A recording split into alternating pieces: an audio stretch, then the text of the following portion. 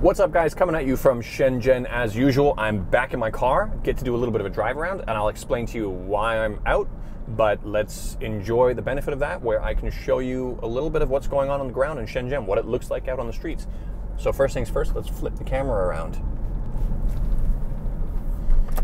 All right, so we are on the ground in Shenzhen in Nanshan district, and yeah, you can take a look on the road and see what's going on, how many people are out, or how empty the streets are, keeping in mind it is still Chinese New Year extended, so to speak, so you're not going to see too many people out here. But yeah, the reason I'm out is I'm going to my brew pub to pick up some stuff from an idea actually I got from somebody in the comments.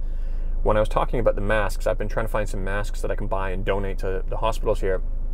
Pretty much every kind of quality supplier is sold out. And somebody recommended, or suggested rather, that I look at other medical supplies like gloves, because gloves seem to be a little bit easier to find. So that was a great idea, and I've contacted the hospital to find out if they are short on gloves.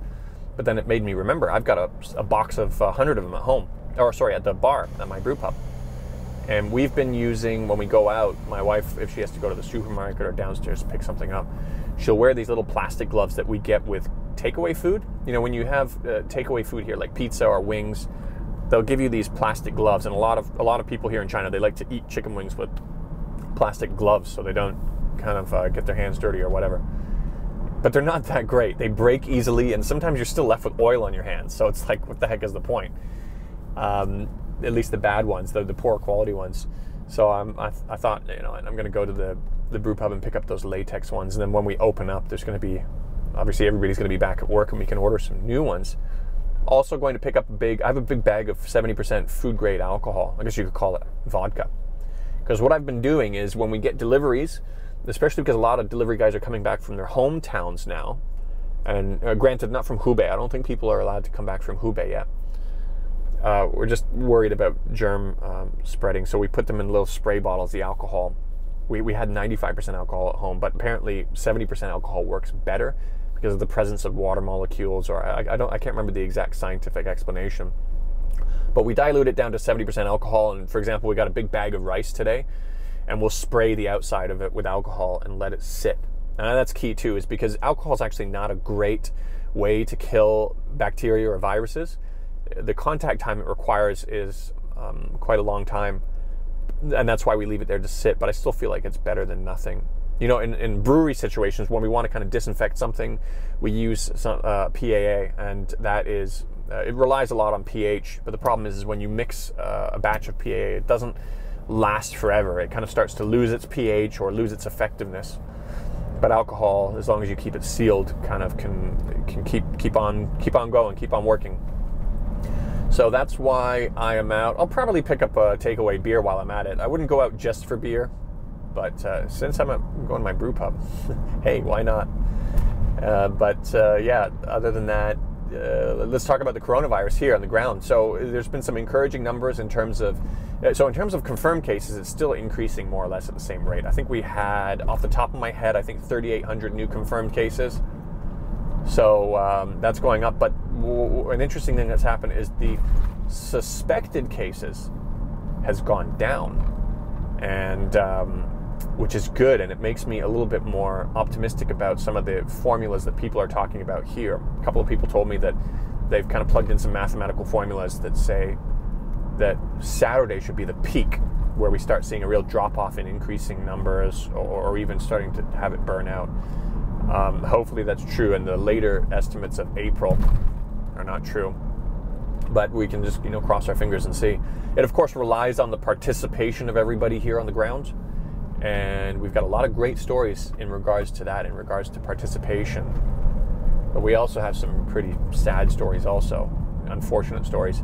There was, now I don't know if this video is real or not, but there was it looked like the Guangdong government stopped a truck coming from Hubei province, and they opened up the back, and it was full of Hubei workers from Hubei, coming back to work in Guangdong. I don't know if it's coming here to Shenzhen or just the general Guangdong area, but I think they were sent back, and that truck was organized by the company. And of course, you know, everybody's saying, what the heck, how selfish of that company. And I say the same thing, but I think one important thing to do when you're judging people is to at least take a somewhat of an empathetic approach, because right now there's a lot of businesses who are going to be suffering. This is going to be a big hit to a lot of businesses, and perhaps even put some people totally out of business. So I wonder if this business guy was kind of like panicking and said, my workers are all from Hubei, what am I supposed to do? My particular business can open, but I'm not allowed to bring people back from Hubei. So he resorted to this. I still come to the same judgment that it was a pretty shitty thing to do, to put his own business interests ahead of the interests of the public. But I think it's important to at least go through that empathetic process and make sure that you at least considered that, even if you're still going to come to the same conclusion and say, what an asshole, like I have. But of course, that's not a very popular way of thinking, but I do think there's a lot of merit in that. A lot of cooperation from the people on the ground, as I said, some really touching stories from the hospital in terms of these medical workers who are in the most heavily hit areas, kind of doing everything they can. I saw a video this morning of some nurses cutting their hair so it would fit better in their hair nets and take away the risk of cross-contamination of their hairs kind of falling out from these hair nets. And people volunteering to go to the front lines. But unfortunately in Hong Kong, what you've got going on is kind of the complete opposite. You had, of course, you guys probably heard about the possible strike. So they have striked, but actually they used mechanisms where they used sick leave and annual leave to do it with, so that they would still get paid. Yeah, nice demonstration, but whatever. I'm not going to judge them too much for that, but the thing that it did end up happening was that it put them in a situation where they had, I think the last number was 22 patients per nurse. And so with the tragic case of a 39-year-old who died, well, they say from coronavirus, but he had underlying conditions, heart conditions. He apparently it caused the delay in getting him into the ICU. So maybe there would have been a better chance for survival if the remaining doctors and nurses who did show up to work weren't put under so much pressure. That's obviously speculation, but it's obviously going to create a really difficult situation. And this guy apparently had one daughter and one son, which is really tragic. His mom has got it now too. I believe 79 or somewhere up there. She's really up there in age, and her condition when she was admitted was much worse than his, because when he was admitted to the hospital, he was fine. He didn't need oxygen or anything like that. And it's created an interesting dynamic, because I've always said that the hospitals in Hong Kong are, the treatment you get, the care you get is way higher quality than in China. I used to live in Hong Kong. All of our kids were born in Hong Kong, and even from the experiences while my wife was giving birth, our first son was a C-section. And if you have a C-section in China, you're pretty much going to have an impossible time trying to convince any of the doctors to let you have a natural birth after that.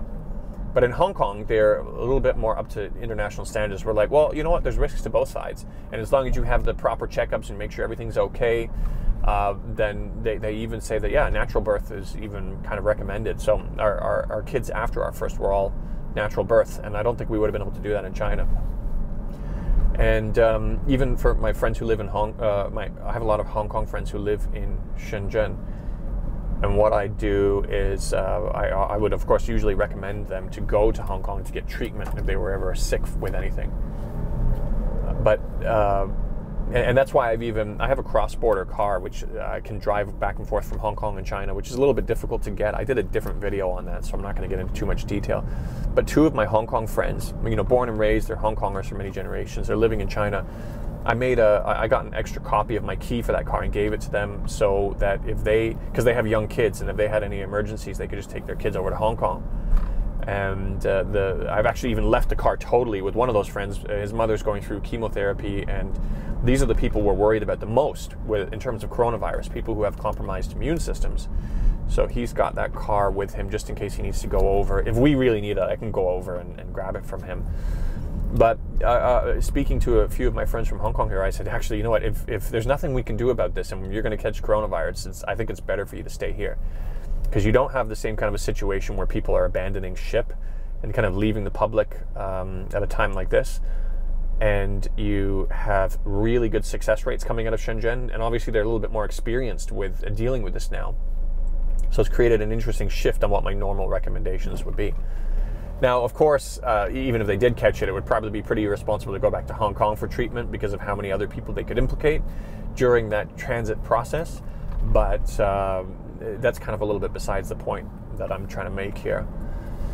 And so yeah, what else is going on? We have so yeah, in terms of the masks that I've been trying to donate, I haven't really been being able to make too much progress on that. And I've been seeing some great videos on YouTube of people who did get on top of the ball way sooner than I did. And one, actually, the most interesting one for me was actually one from Tel Aviv, where these guys are putting together. I'll put the link to the video in the description, and they are donating a bunch of stuff to China. But the thing that was really interesting for me, why that one stood out, I'll explain to you a friend that I have first. So I've got a friend, a really interesting, he's just one of the most interesting guys you could talk to. Well, there's a lot of guys who are really interesting here, but this guy, I love talking to him. And his son wrote a book called Jews in China, A History of Struggle. And it talked about how China supported the Jewish community. And my friend said he'd get an autographed copy from his son. I've never met his son.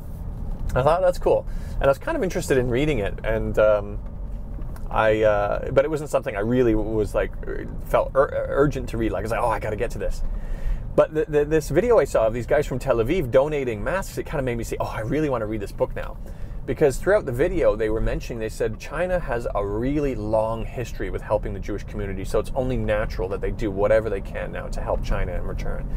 And I was like, wow, there really must be an interesting story here that not many people know about. And it's kind of pushed me to want to pick up my friend's son's book to really read it now and find out a little bit more about this, which probably not a lot of people know about.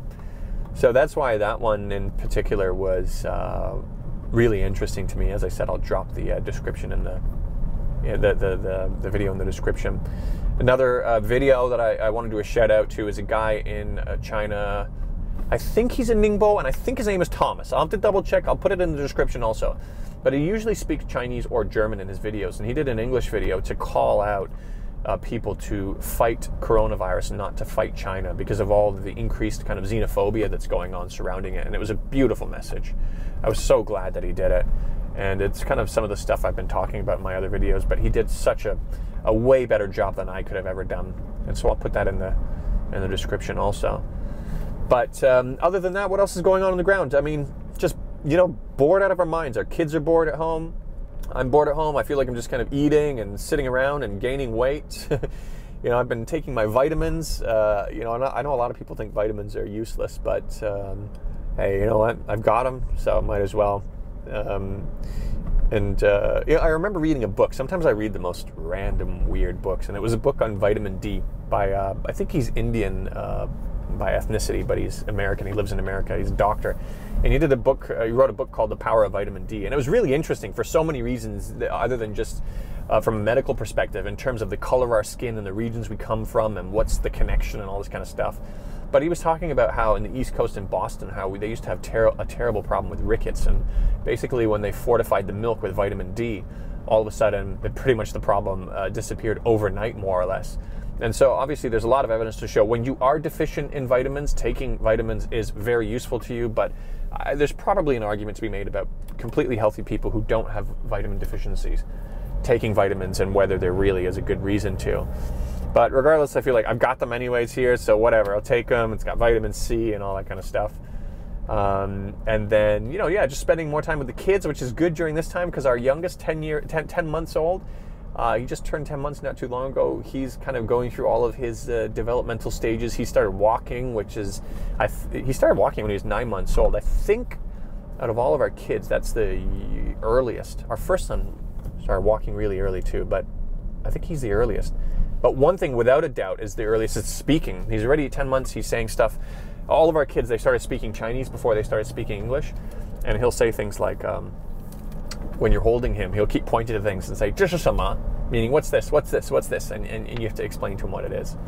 And the other thing he says, I think there's only one other thing he says, and it was so funny. My wife was sitting with him and took his toy away from him like 2 times.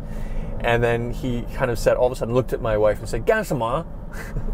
Which means like, what the heck? What are you doing? Kind of like that, which is really funny. I so wish we caught it on camera. I can give you some video of him walking around. He's really mastered it now. He's walking around, picking up the ball, and he can get up by himself from the middle of the floor by sticking his butt up in the air. So it's been kind of cool to just be at home and experience this, because we're kind of forced to stay at home anyways. So that's kind of the bright side of things. And yeah, hopefully we get through this soon, because obviously you can only stay cooped up at home for so long, and it's important for anybody who's kind of going through the same thing to still kind of just focus on the positives and stay on the bright side. It does look like there was a light at the end of the tunnel, but let's see, guys. Let's just keep making all the necessary precautions, doing all the necessary precautions, paying attention to what we've got to do to help eradicate this, and we can only kind of take it from there. All right, guys, I think I'm going to wrap it up here. What are we at? We're at, oh shoot, we're at over 15 minutes. I want to try to make shorter videos. There's probably a bunch of stuff I forgot. I wanted to talk about, I want to talk a little bit about the government needing to really reassure the businesses here and talk to people about how are they going to help us survive this. But I'll get into that next time, because I've already rambled on for a little bit too long. But yeah, take care, guys. Stay safe, and I'll catch you in the next video.